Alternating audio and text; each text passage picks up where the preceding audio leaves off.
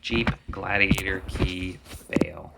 This key has a snap together, you can actually see the sticky inside there, snap together gasket ring here, and it has the gasket on the key side, but they actually don't form a seal. And both of these keys for the Gladiator, when my wife got it, actually don't, once this all clicks back together, the spot that's right here that leaves you the little pry function was a little bit gapped on both of them. You can't completely compress and seal them, nor are these in any way IP rated for waterproof, which is really stupid considering it's a Jeep key and it has a couple of features that kind of limit you. The Jeep itself is a push to start, and I don't know if it has a bypass where you can put the key in. I actually told my wife to look that up because last night, after the center console in her car had a coffee cup in it, and she had the dog with her, it stepped on the coffee cup. It was a plastic cup just like this from Port City, Java. Yeah. The cup exploded, and the place where the cups are in the Gladiator is actually similar to the JK, but it's more rubberized, and it's actually a container. So if you spill liquid in there, it will just fill up, and it was. But the Gladiator also has the center section in between the two cups is the holder for the key while you're in the vehicle. So you set it down into this little notch that holds it, which also holds it in a place where water is supposed to be caught. And if there is a spill, it can flood your key. Once the key is flooded, it no longer unlocks the vehicle. There's a little red LED light in the key itself up at the top. You probably can't even see it in there.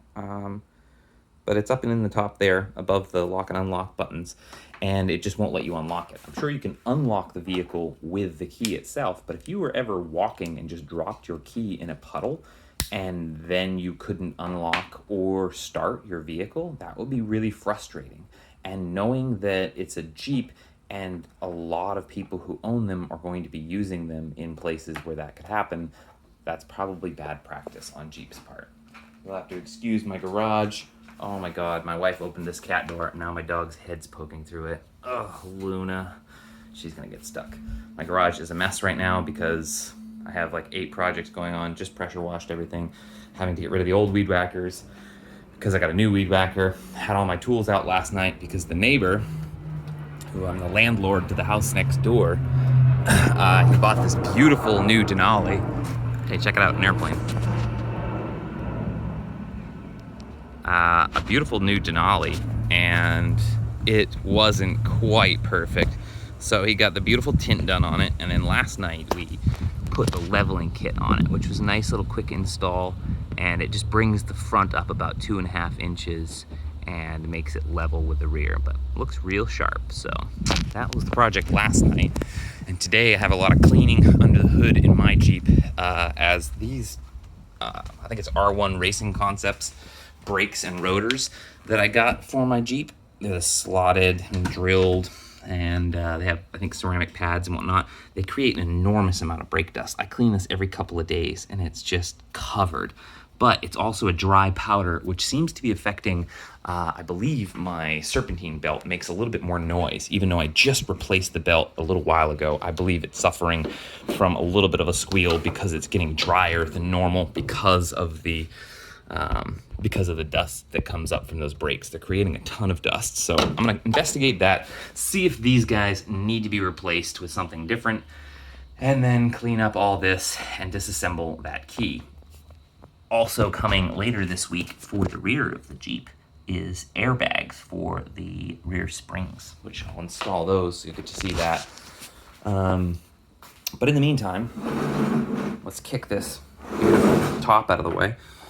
And let's talk about this little Jeep Gladiator key. Once you pop it apart, so when it's together, snap it together so you can see it. This is the gap that remains on the side. Like, you can physically stuff a piece of paper in there. It's so wide.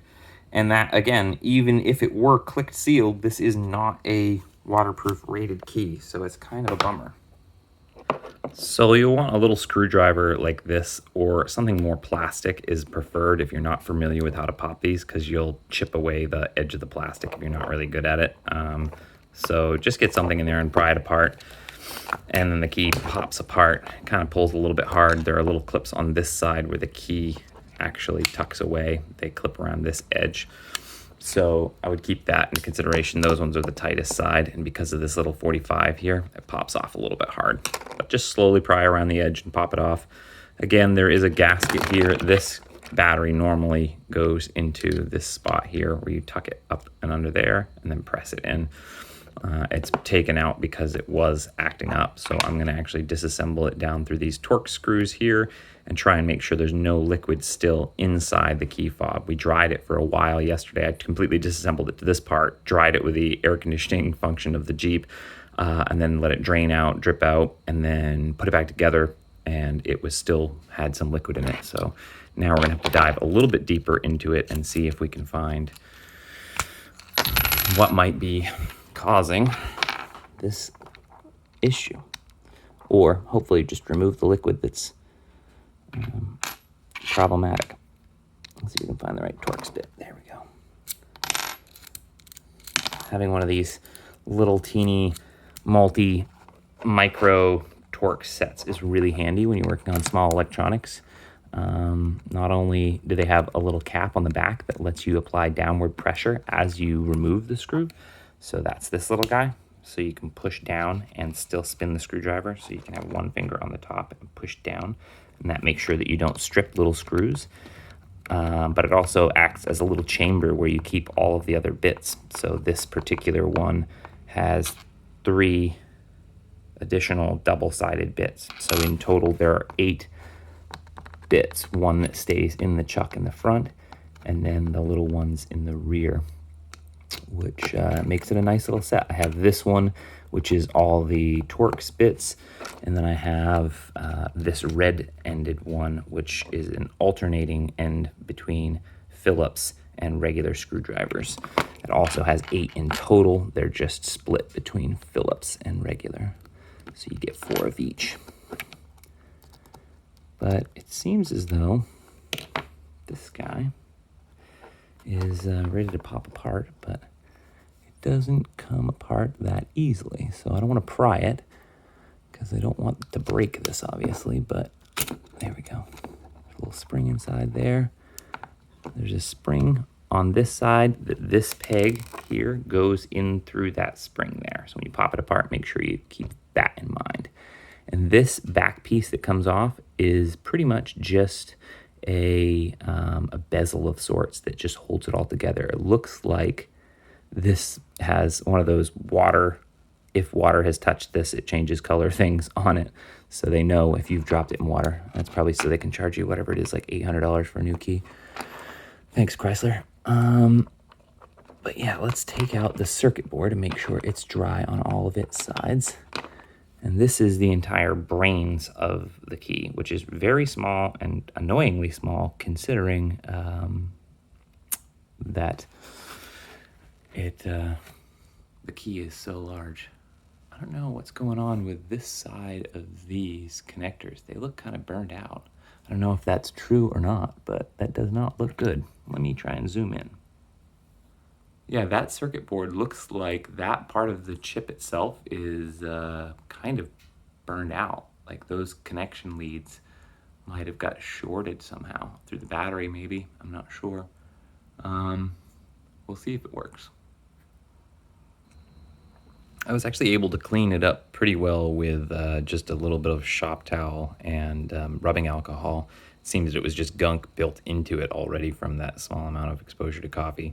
So I went ahead and cleaned all these little connectors. I still have to do this one and this one. I just wanted to leave them behind so you could see the difference in how dirty they got. So I'm just going to continue to clean these. And then once I've cleaned all the connectors, all the metal surfaces with rubbing alcohol, just to make sure that there's nothing sticky and sugary left on it, I'll reassemble the key and then, or actually clean out the body of the key, make sure there's no residue in it, the middle section of the key, and then retighten down everything and then put it back together, Probably leave it off and without the battery on for about a day or two, and just letting it dry, just so that the part will make sure that there's no water or no residue that could cause any arcs or anything like that would short it out. But yeah, that's the disassembly of it. Shame on you, Chrysler, for selling an off-road vehicle with a non-waterproof key that could leave you stranded. This is pretty pathetic.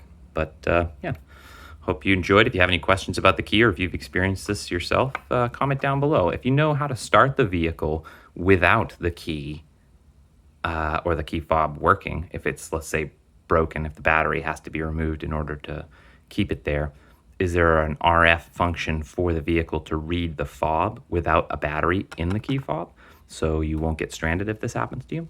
Leave a comment down below. I'd love to know.